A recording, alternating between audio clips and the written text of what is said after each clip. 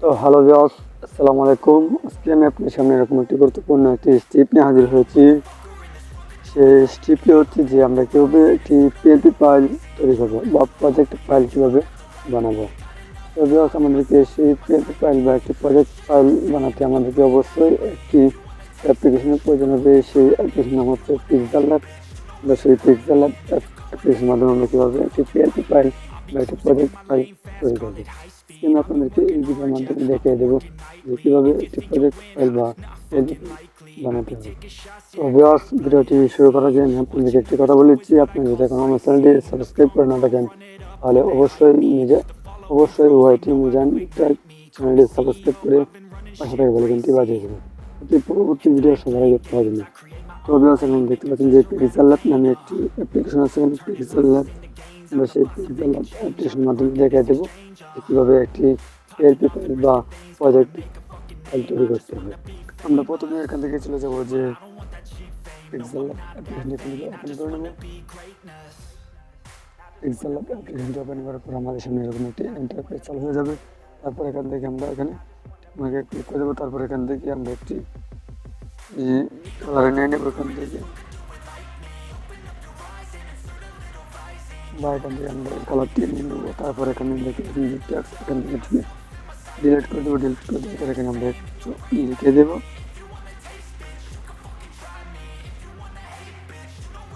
এখান থেকে লিখে দিয়েছি। তারপরে এখান থেকে চলে যাব পজিশনালে। তারপরে এটিকে একটু বড় করে নেবো। বড় করে নেওয়ার পর এখান থেকে এটিকে কালার অপশন দিয়ে দেবো, দুটি কালার দিয়ে দেবো।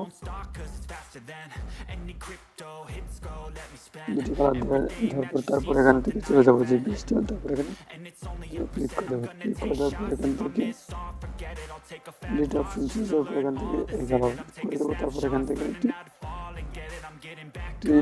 ফন্ট নিয়ে নেবো। ফন্টে ক্লিক করে দেওয়ার পর এখান থেকে ফন্ট নিয়ে নেবো। তারপর এখানে ওকে বাটনে ক্লিক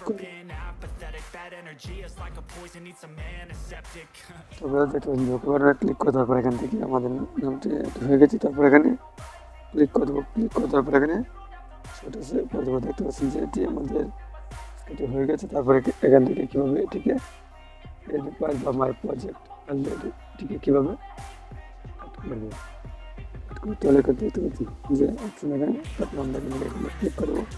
এখানে দেখতে পাচ্ছেন যে সেভ আজ প্রজেক্ট, এখানে আমরা সেভ আজ প্রজেক্টটি চলে যাবো। তারপর এখানে আজকে তারপর এখানে ক্লিক করে দেবো। দেখতে পাচ্ছেন ডান হয়ে গেছে। তারপর এখানে আমি আপনাদেরকে দেখাচ্ছি যে এটি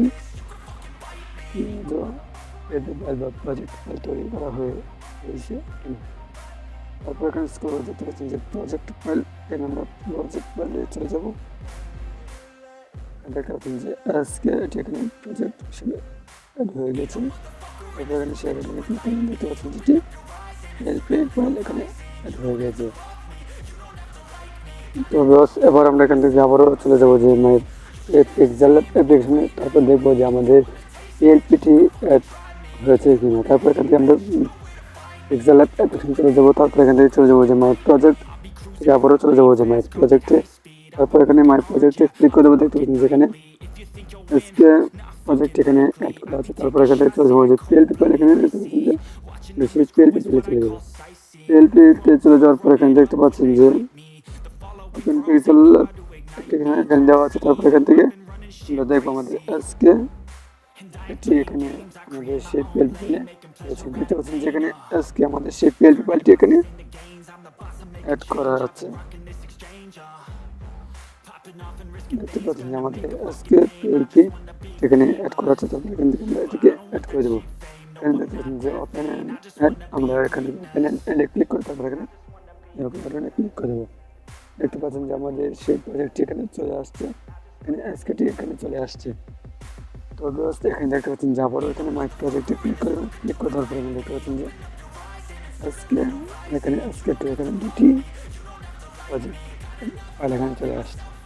তো এভাবে আপনারা চাইলে যে কোনো কিছু এডিট করে এভাবে এর মাধ্যমে পিএলপি ফাইল বা প্রজেক্ট ফাইল করতে পারবেন। তো ভিডিওটা আজকে পর্যন্ত। ভিডিওটি যদি ভালো লেগে থাকে তাহলে অবশ্যই ওয়াইটি মিজান চাই ইউটিউব চ্যানেলে সাবস্ক্রাইব করে পাশে থেকে বেল আইকনটি বাজিয়ে দিবেন এই নিত্য নতুন ভিডিও সবার আগে পাওয়ার জন্য।